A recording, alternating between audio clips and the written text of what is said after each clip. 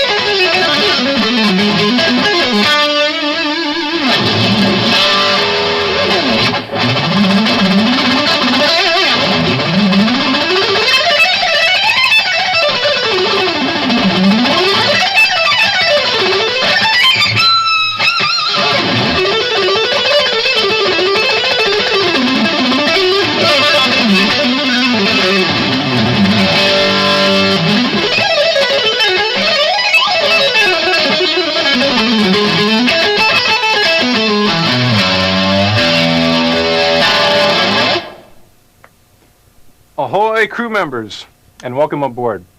My name's Paul, and in this hour, we're going to be going over some techniques that I use to work on my picking, my left-hand hammer-ons and pull-offs, and a lot of different arpeggio techniques. I'll also give you fingerings that you can put those in and make actual music. But before we get started, let's tune up. Here's an E, a B, a G, the D, an A, and the low E.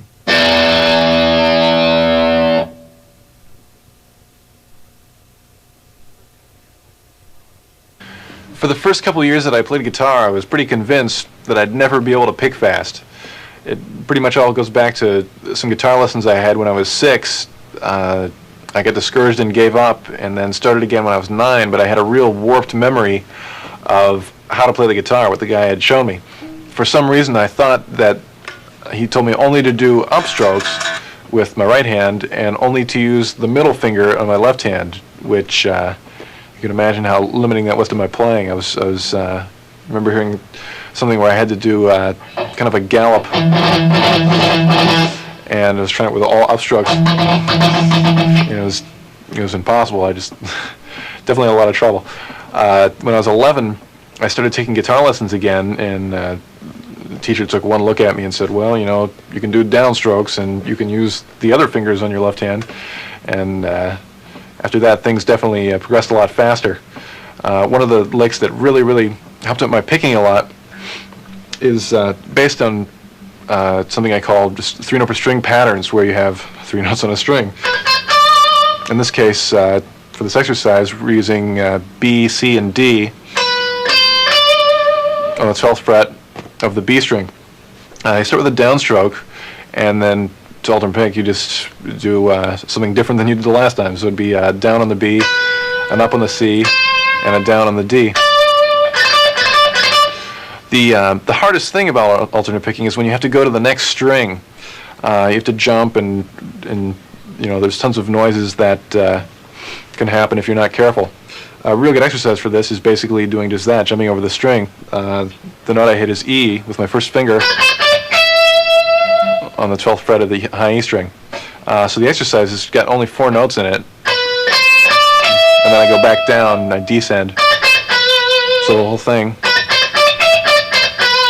sounds like that. Sounds pretty simple like that when you speed it up. It's a great lick.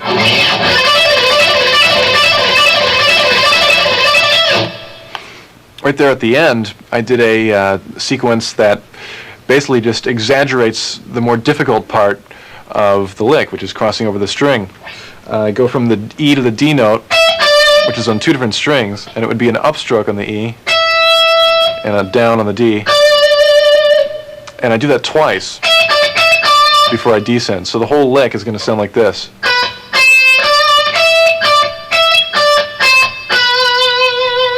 One more time. If you have trouble with this, really concentrate on getting the upstrokes on the E note. That's a lot of times if I have trouble with a lick, I can kind of pinpoint the problem, and I found that usually is the problem in that one is doing the ups on the E note. You can even exaggerate the motion at first. You won't be able to play it as quickly, but it'll help you play it clean, or help the idea in your mind. So let's hear that one up to speed.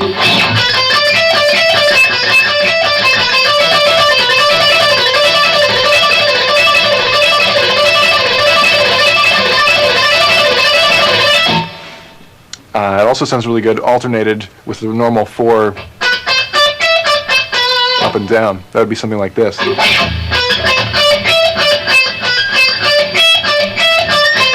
first time I just go straight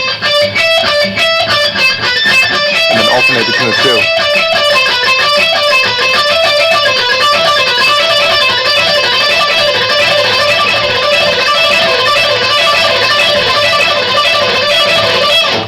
Real aggressive sounding.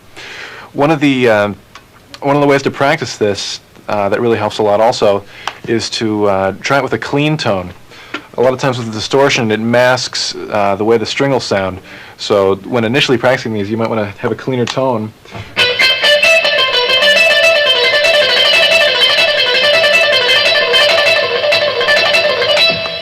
You may have to pick a little bit harder than you would with distortion, but it gives you a lot of control, and it's a lot easier to lighten up on the pick and than it is to get harder. So playing with a clean tone really helps that.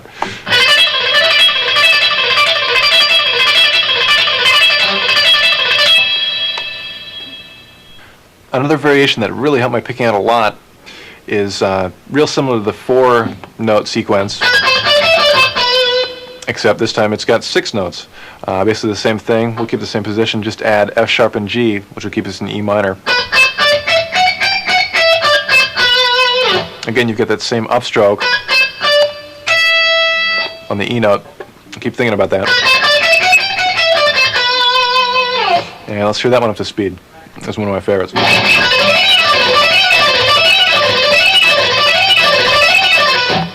This sounds real good in combination with 4. If you do 4 notes up and down and then 6 notes up and down, that's going to sound like this.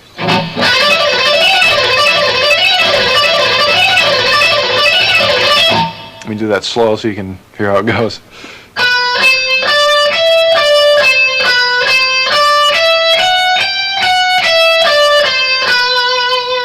One more time.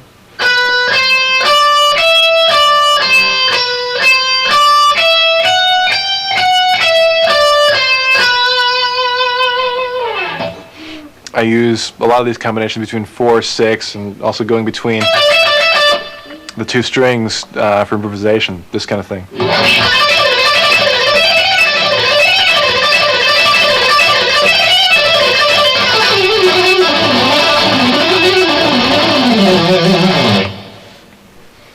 Loads of fun. The next sequence is probably the first lick that I can really play fast with picking. The lick is very similar to the 6's lick, except I don't descend, I only ascend. It'll be a little lower on the neck. I'll start on the low E string on the 7th fret with the B note. This is still in the key of E minor. There are a lot of shapes in this that are real good for the left hand also. The first one would be a half step and a whole step. It would be B, C, and D. And then E, F sharp, and G. It's the same thing we're doing, but 2 octaves lower. And I'm only ascending, only going up. The pattern continues on the A string, and you can see the last 3 notes I played were on the A string. So I just shift up to the next position, staying diatonic with that scale, which would give me the notes F sharp, G, and A. The shape, the left-hand shape, would be a half step and a whole step. So basically what I'm doing is going up 6 notes, and then shifting to the next pattern. From there, I do another pattern of 6 based on that position shift.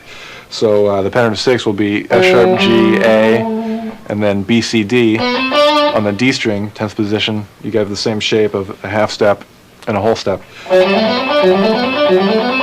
And you're staying in the key of E minor. So that's going to sound like this. All alternate picking. So the upstrokes that you really want to watch are the E note, right here, and then the B note. There certainly are other upstrokes, but those are the ones that will be the hardest because that's where you have to cross over the next string.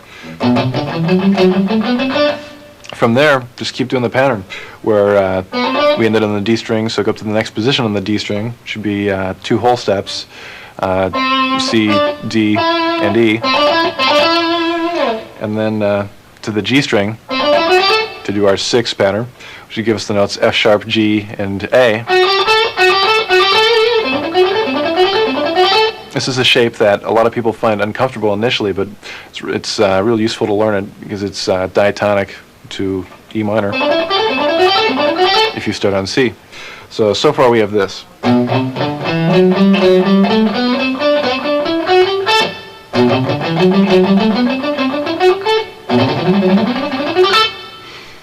Let's continue. After we get to the A note, go up to the 12th fret on the G string and do 2 whole steps, be G, A, and B. Then on the B string, to continue our pattern of 6, we'd have C, D, and E. From there, let's continue, go to the D note on the 15th fret of the B string with your first finger and do a pattern. The shape is again 2 whole steps. The notes would be D, E, F sharp, G, A, B. So basically what we have here is just a bunch of ascending 6s, patterns of 6 notes. 1, 2, 3, 4, 5, 6, 1, 2, 3, 4, 5, 6, 1, 2, 3, 4, 5, 6, etc.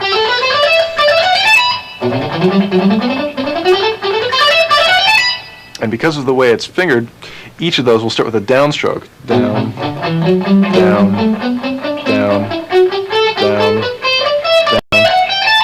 So if you can practice that one initial lick, all the rest should be fairly easy to do.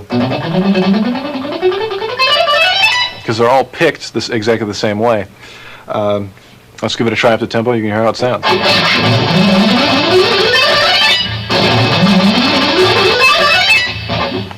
Real hip. This sequence is pretty much the next step in picking. It involves a major scale,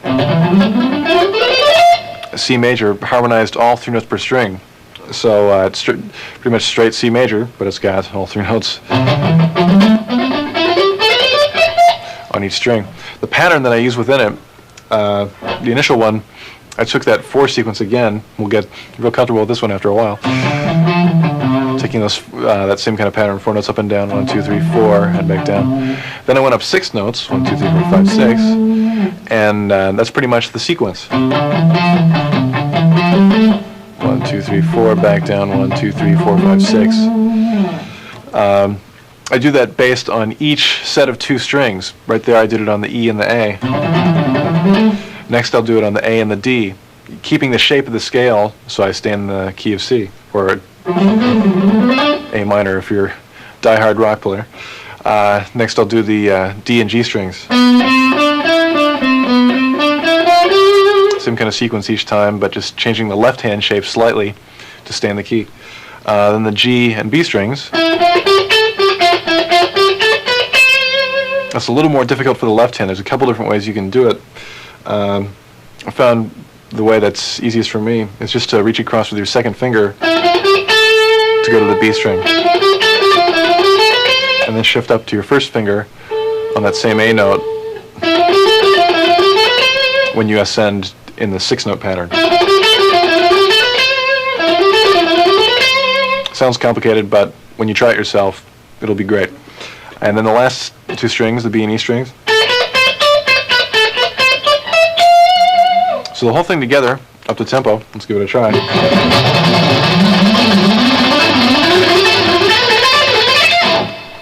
Pretty terrifying.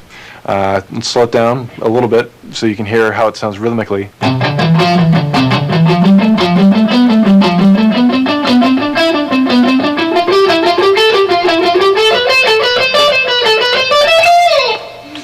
One more time up to tempo.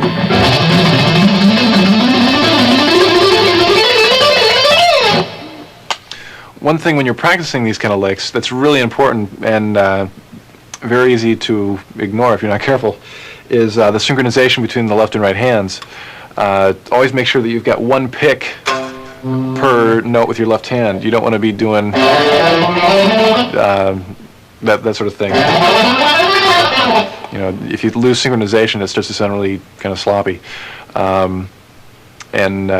Once you get a real synchronized feel happening, you know, you'll have you'll still it won't hurt your unsynchronized playing. You'll have no trouble sounding like this if you want to. So don't worry about losing that, and you'll have gained something much cooler, I have a feeling, by playing with synchronization.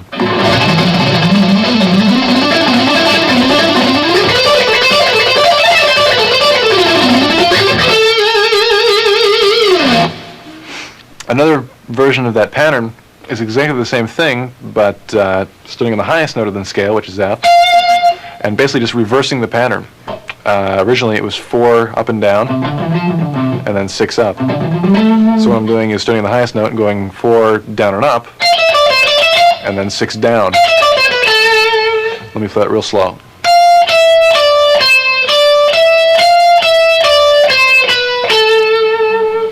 The one thing that's a little bit hard to get used to, picking-wise, is that I start with a downstroke on this.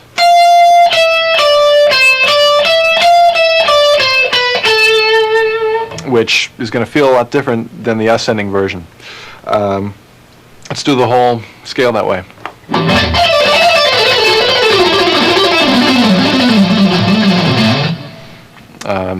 At a slower tempo, it sounds like this. Then the B and G strings, 2 middle strings, the D and the A string, and the lowest 2 strings, A and E. One time in tempo, fairly slow tempo.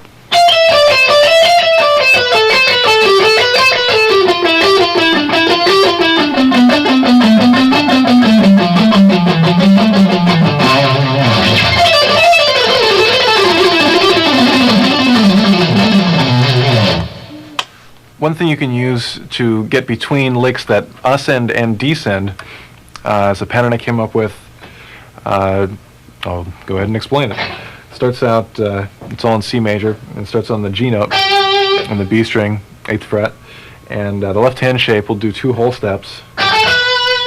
So we have G, A, and B, and the same shape on the high E string, which would be C, D, and E. More 6s. Right there, we'll shift up to the 13th fret by sliding your pinky.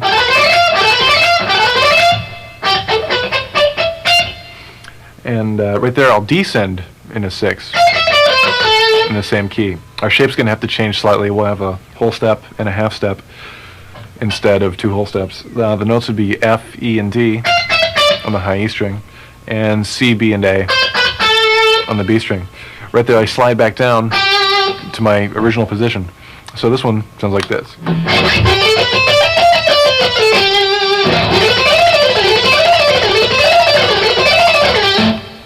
That's a tool I use for getting between ascending and descending scales. Let's say I've got that lick that we just learned in C.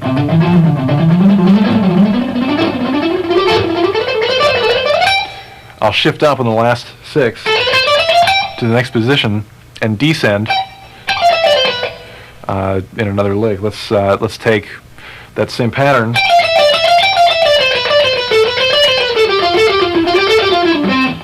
but in a slightly different shape, which I will show you later.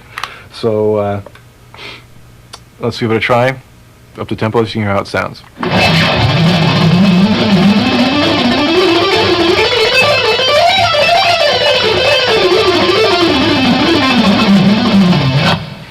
And it stays, the rhythm keeps pretty much the same. You don't have to worry about kind of floating around rhythmically. It's real good, this kind of thing.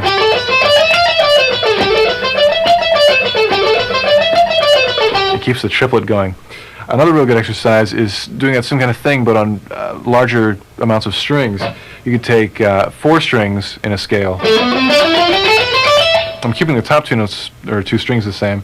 The ones in the middle strings, the notes would be A, B, and C, and D, E, and F. The shape's a whole step and a half step. And the one we just did with 2 whole steps, starting on G.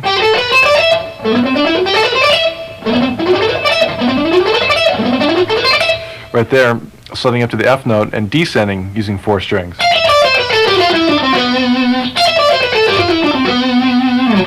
You already know the notes on the E string and the B string. Let's go to the G and D. The notes would be G, F, E, and D, C, B. And then slide back down to your original position. So let's go through this a couple times. You can hear how it sounds, and we'll do it slow.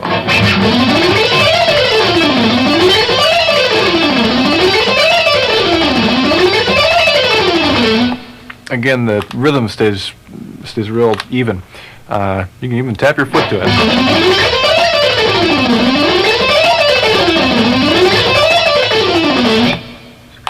The thing to watch out for when practicing this, as far as the ups and downs go,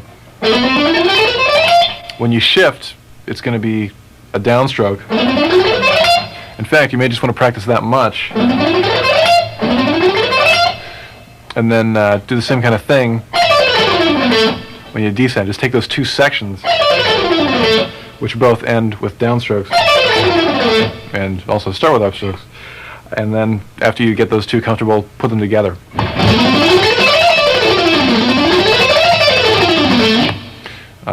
Possibilities are endless. You can use all 6 strings.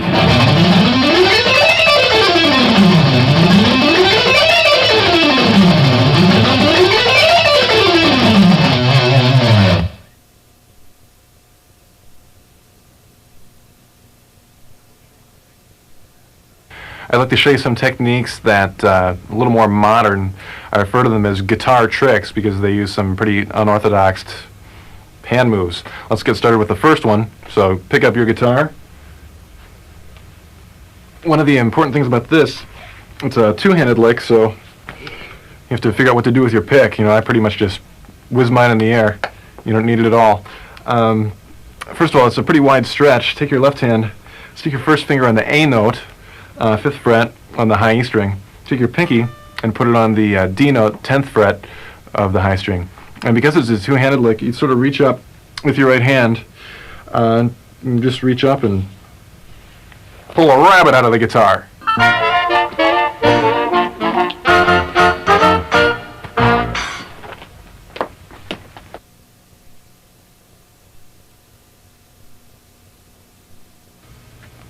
So now we have a lot of sequences to practice that have a 3-note per string idea. Let's put those into some 3-note per string scales so we can play them in actual music. I've started off with some major scales. Basically, I've got C major starting on each step of the scale. The lowest one I can fit in the neck starts on F, sounds like this. Next one starts on G.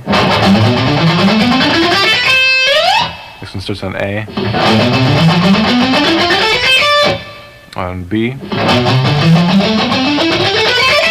And just keep moving up on the neck, staying within the key, and starting on consecutive scale tones.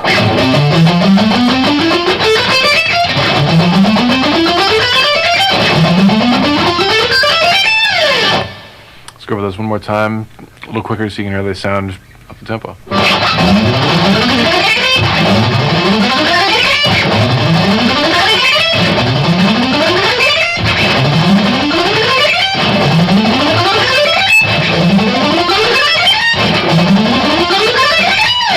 There we go.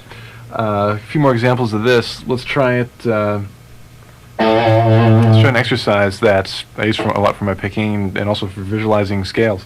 Starting the A note on the 5th fret of the low E string, and just go straight up in C major or A minor. The shape would be a whole step and a half step, A, B, C, D, E, F, and then do it in octaves. So you start on the A and the D string, and the A and the B string, keeping the same shape every time. On the picking, each section will start out with a downstroke. Down, down, down. Right there I shifted to the high A on the 17th fret and descend in 6s. So we've done this kind of idea before, but not in octaves. So we'll go an octave lower to the A on the G string, and another octave lower to the A on the A string. Also those will start with downstrokes. Down, down, down, down, and hit the A there and start over with the ascending part. Up to tempo, that'll sound like this.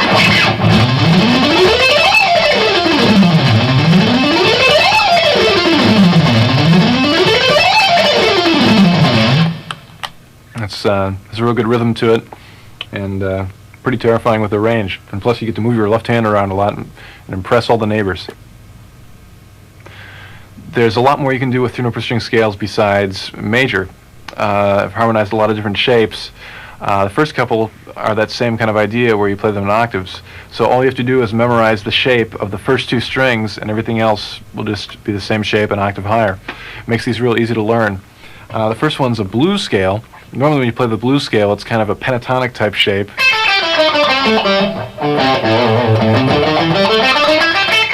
Which is cool to phrase with, but it's real hard to play up and down incredibly fast.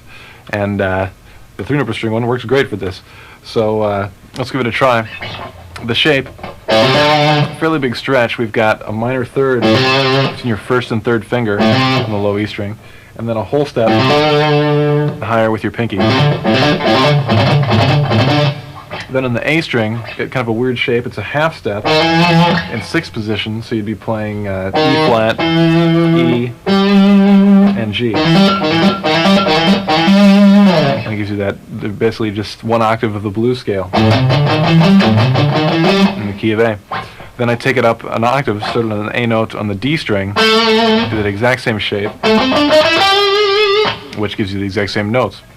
And same idea, starting on the A note on the B string, gives you the same notes.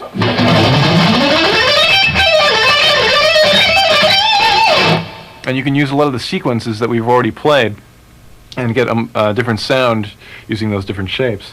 But it's basically just the same technique, and you have to have your left hand learn something slightly different, but it shouldn't be too hard to translate.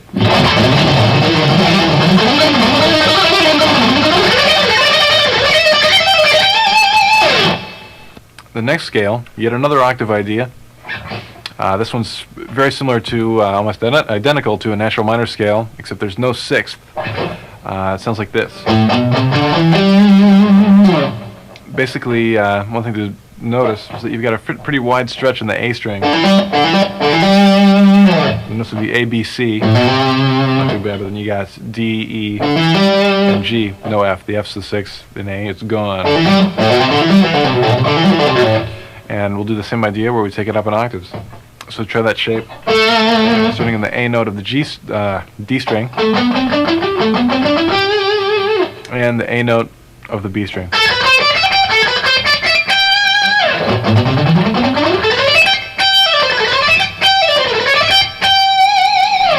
I really like the sound of this one a lot.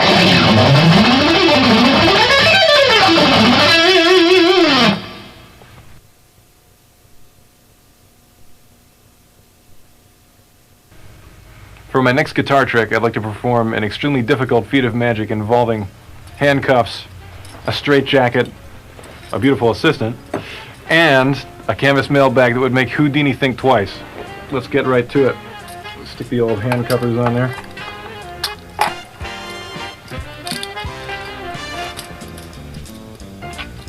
Number 2, you can see these aren't coming off. The straitjacket. Right about now, the guitar is shivering in terror.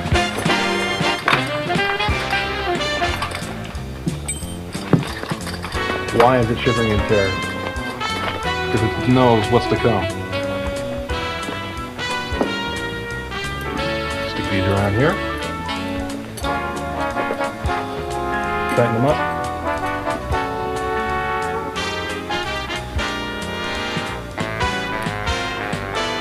And as you can see, there'll be no getting out of this one today. Finally, last but not least, the dreaded mailbag of doom. Stick her on in there.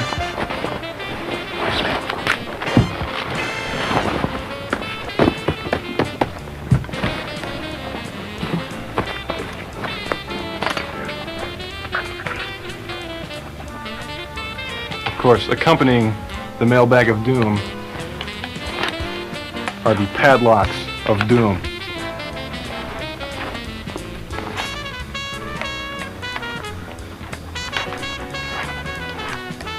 Number 1 and number 2. And here we go. Voila! Pretty darn amazing if I do say so myself. Thank you very much. Here's a harmonic minor shape that's harmonized 3 notes per string. Works real well with a lot of these patterns. Let me start from the highest part, because a lot of the licks I do in this are descending oriented. So just with 2 whole steps, and then you have a half step and a whole step kind of a shape, and that gives it that real characteristic harmonic minor sound. You can put your 6 notes up and down pattern into it and it sounds real good. Right there, you've got a fairly big left hand shift, which happens a lot of times in 3 note per string scales, but once you get used to it, the picking, it's worth the picking ease. Right there, fairly simple shape, but it's kind of far in position from the top 2 strings. So you might want to work on that shift. You got to move your first finger a whole step up, or a whole step down, depending on whether you're ascending or descending. On the lower strings, you get a fairly big stretch, a half step and a minor third, and then just a half step and a whole step at the end.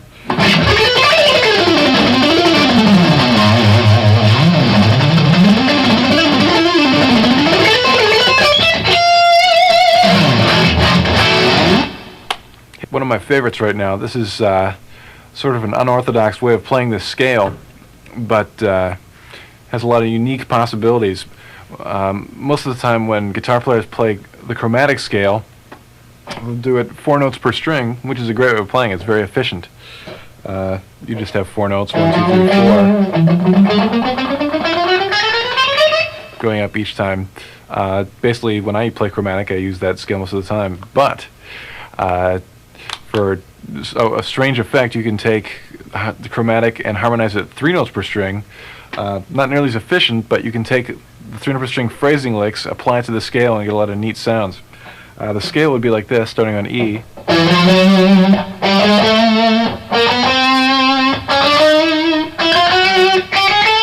So you have pretty big position shifts every time. But let's say, let's go back to the pattern that went up and down 4, and up 6, and translate it into the chromatic pattern that we just did. So if you translate this pattern into the chromatic shape, it would sound like this. You're going a pretty big left hand skip, but if you get comfortable with that kind of sequence, it really isn't that bad.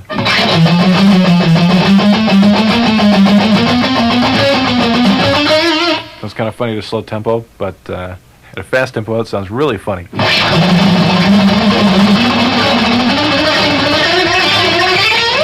Try that again. This is loads of fun.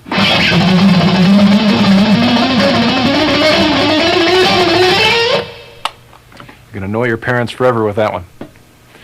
You know, there really is a lot you can do with just that little old pick, but, you know, in a way it's kind of limiting when you know that there's a possibility of using not one, but 3 picks on the end of a drill. There's really nothing like it.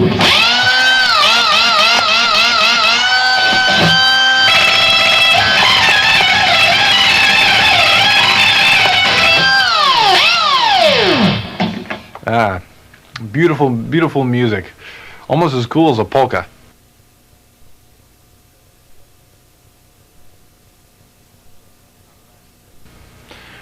All right, let's say good morning to our left hand. We're going to do some hammer-ons and pull-offs. The first one is one that really got my left hand going a lot.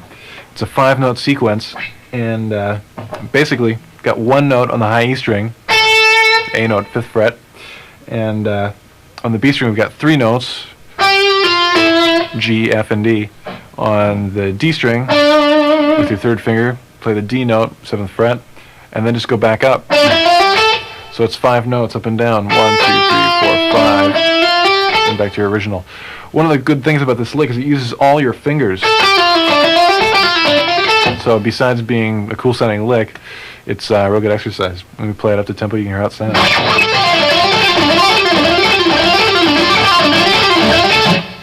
Now, although there are a lot of hammer-ons and pull-offs in this, I still am picking. Basically, my rule for hammer-ons and pull-offs is I pick every time I change to a different string.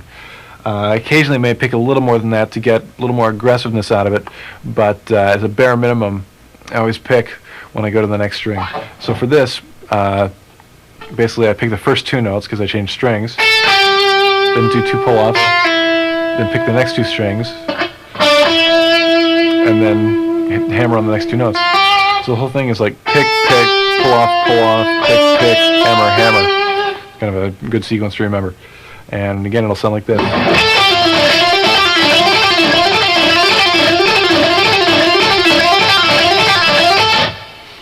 There's a lot of variations in that you'll see soon. The thing that you can add to that that'll give it a real good sound is something like this. It's got 3 notes ascending, A, B, C, and then you'll go down as far as the G note on the B string. So the whole thing goes A, B, C, B, A, G. That in itself is a real good pull-off.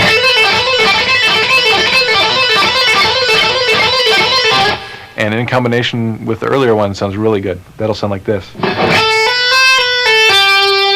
the one we just did, and then the earlier one. Together.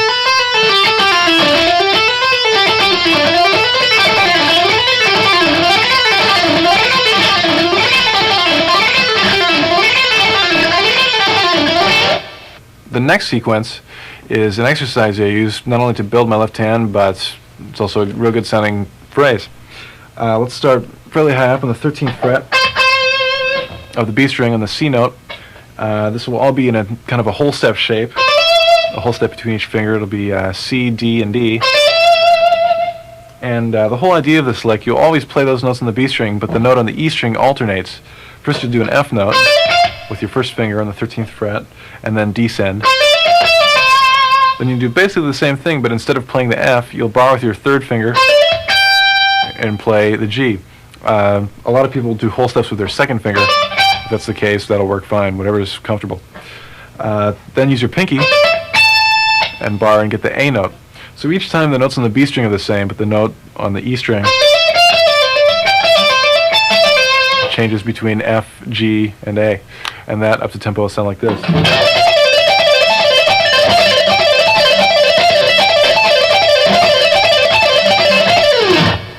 The next pull-off pattern is one of my favorites because it's got more of a 16th note or a 4 feel. With a lot of the 3-note per string patterns, it's real easy to get into a real triplet sound. Where you have triplet, triplet, triplet, triplet, triplet, triplet, and that can sound real good. I must admit I love that sound, but anything gets old after a while, so it's nice to get more of a 16th note kind of sound. This particular sequence has the same fingering in a 3-note per string scale, but because of the way it's sequenced, has more of a 16th note or a 4 feel. And here's how it sounds. Let's put it in our old faithful 3-note per string C major scale. And the order of notes will go like this. Basically, you just go up 4 notes again. And then go right to the A note with your pinky. And then go back to the F. And then ascend 3 notes in that scale, which should be F, G, and A. A lot easier just to listen to it. It's slow. Let's do just that.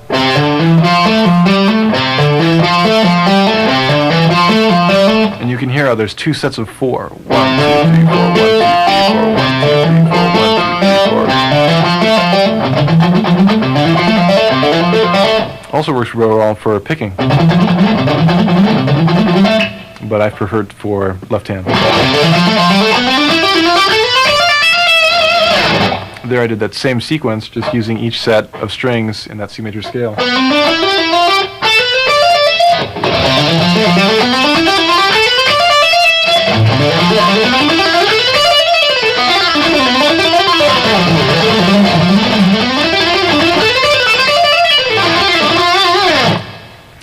And a lot of times the phrases you can come up with using that sequence are a lot more interesting.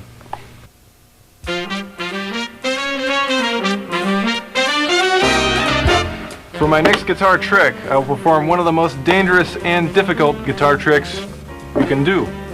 I will take the guitar, I will place it into the box of terror. I will then put on my safety goggles, which my beautiful assistant Lisa will get for me. Thank you so much. Then put on my rubber safety gloves.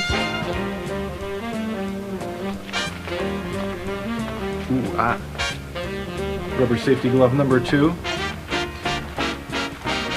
I will now attempt to saw through the box of terror, leaving the guitar without a scratch.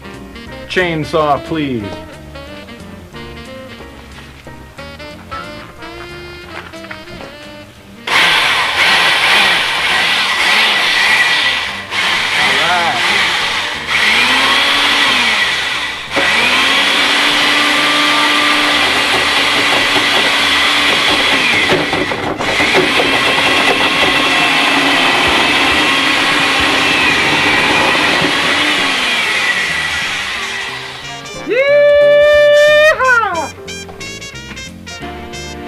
Now to check if the trick worked, abracadabra!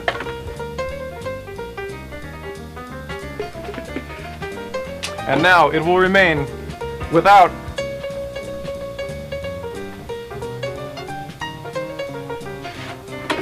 a scratch.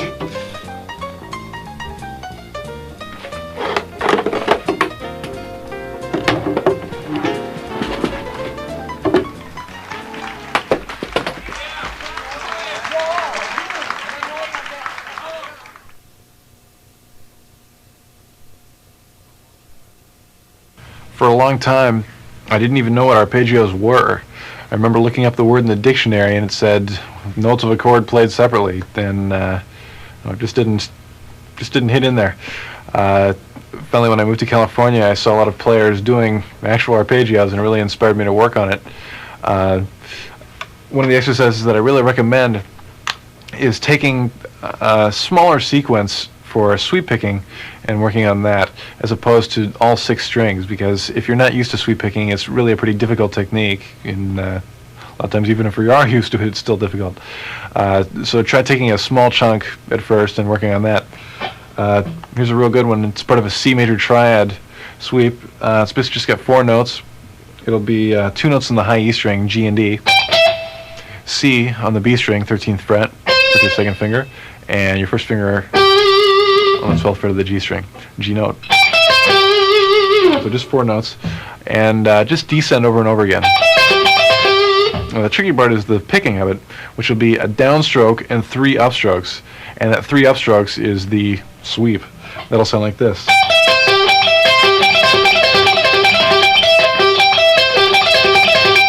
The important thing is to get it even in tempo. You don't want to rush the 3 upstrokes, even though they're probably going to be a lot easier to do. You may tend to do this initially to make them faster than the other part. But what we really want to do is get a solid 4 feel. 1, 2, 3, 4, 1, 2, 3, 4.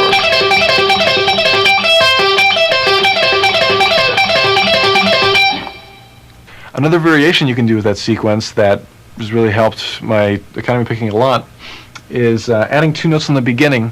The 2 notes are G and F, and then doing that 4-note sequence that we just did.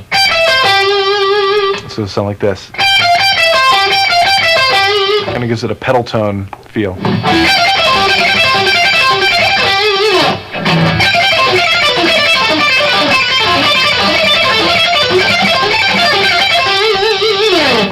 Has a kind of sort of a classical sound to it. You can go even further and add a couple notes in the D string. Let's try adding E and D. And that'll sound like this when added on to that previous lick.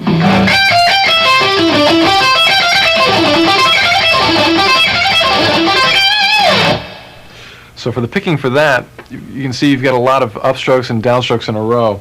Let me run through the picking real quick so you can get the hang of it.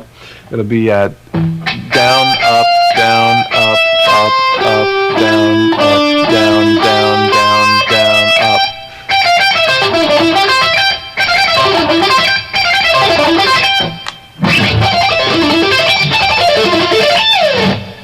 The cool thing about that is it has a definite rhythm to it, where a lot of times when you're initially doing sweep picking, it's easy to forget the rhythm. Let me show you some examples of applying that sequence to actual music.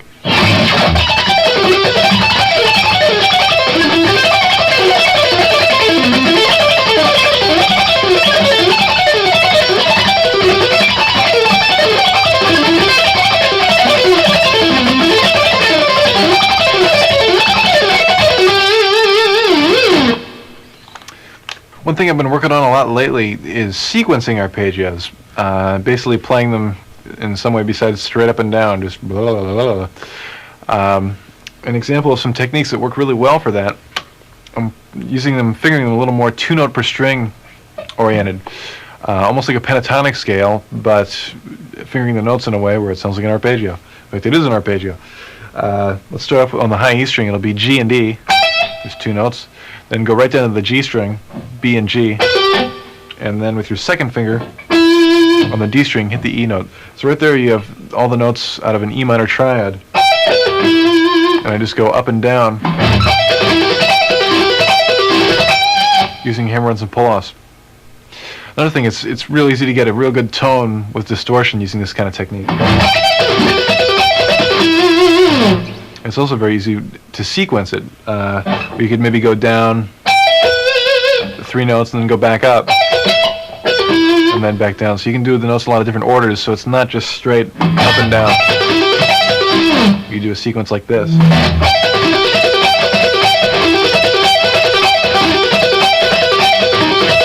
Let me take that slow for you one time.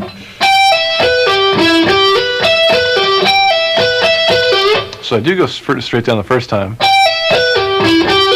back up as far as the E, and then back down to the G,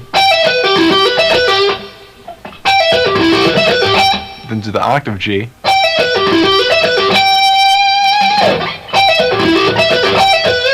down 3 notes, and down another 3 notes starting on E. Probably much easier just to hear it slow. Let's try it again.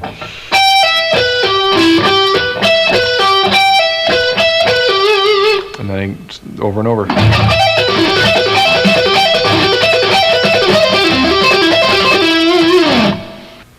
One way of playing arpeggios that I've had a lot of success with is string skipping. Basically what this is playing some notes on one string, like say the G string, and completely skipping the adjacent string, which would be the B, and going right to the E. This is a real good way of getting arpeggios by using hammer-ons and pull-offs. The first one that I did, which I really like the sound of and still use a lot, is an E minor 7th. The notes, you have a pretty big stretch in the G string. It'd be D, E, and G. Then you don't use the B string at all. You can cut it off with a chainsaw or whatever. On the E string, you'll play B, D, and D. You'll use your second finger on the G string and your third finger on the E string. A lot of times I'll add a lower note with my third finger on the G note, 10th fret of the A string.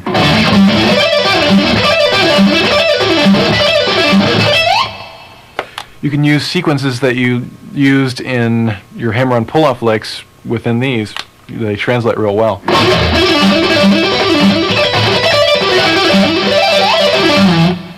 Also, two-handed stuff works real well in combination with this. For example, try adding on a G note.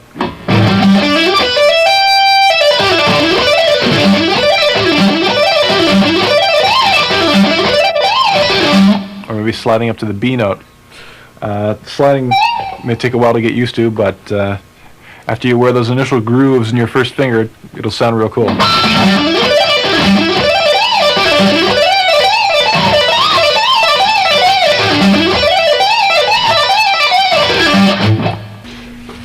Well, in order to play the hip licks, you need the hip tones, and here's where they come from. I've got pretty much the one of my favorite things of all time, the new 88 MP1. The real cool thing about it is that not only does it sound great, but you get some incredible switching with it. By pressing one button, you can change everything that's MIDI plus kick-in stuff in the effects loop. Give me an example. I get my normal distortion tone. Press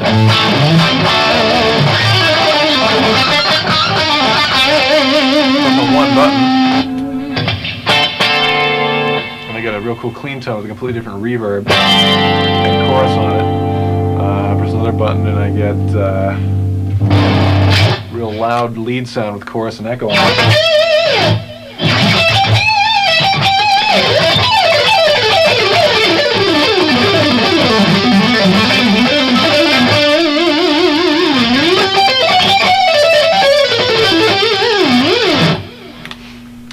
Pretty darn hip.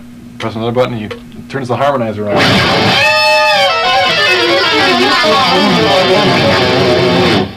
But really the most important thing in my tone is the kind of high end I have. It's not treble so much, but it's more like the presence. The presence.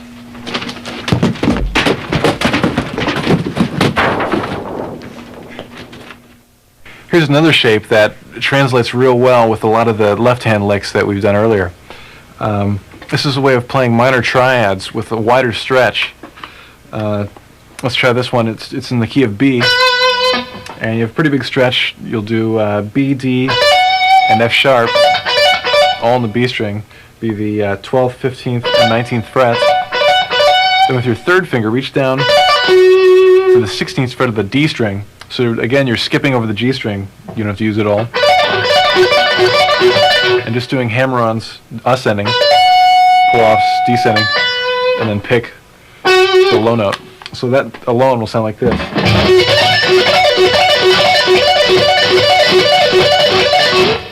Which is a real smooth-sounding triad. It's real hard to get that same kind of tone out of sweep picking. To get a better range out of it, you could add the high B by barring with your pinky on the high E string.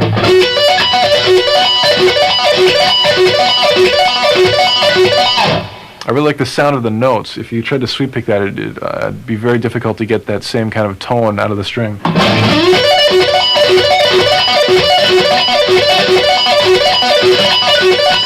Especially with distortion. This works really well. Here's a variation of that same idea. It involves some pretty wild left-hand shapes. This would be E minor triads. I'm doing the same kind of idea. It'd be E, G, and B on the high E string, 12th position. And I took that shape and put it exact shape starting on E in two different octaves. So you have some pretty wild string skipping to do. Your first one, you skip over two strings and go down to the D string. Exact same notes, exact same shape, but different string, and you have to move up a whole step. Let's try that much. Let's try starting on the note on the D string, go up, E, G, B, and then go back to the E string, E, G, B, and then descend on both strings. So altogether that'll sound like this.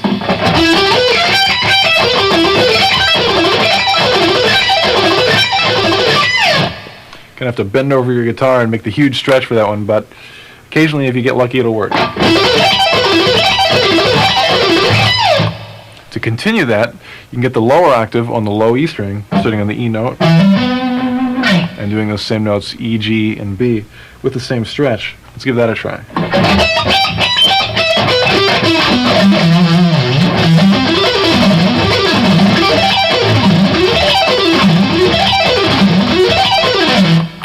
Whoa, wild and crazy.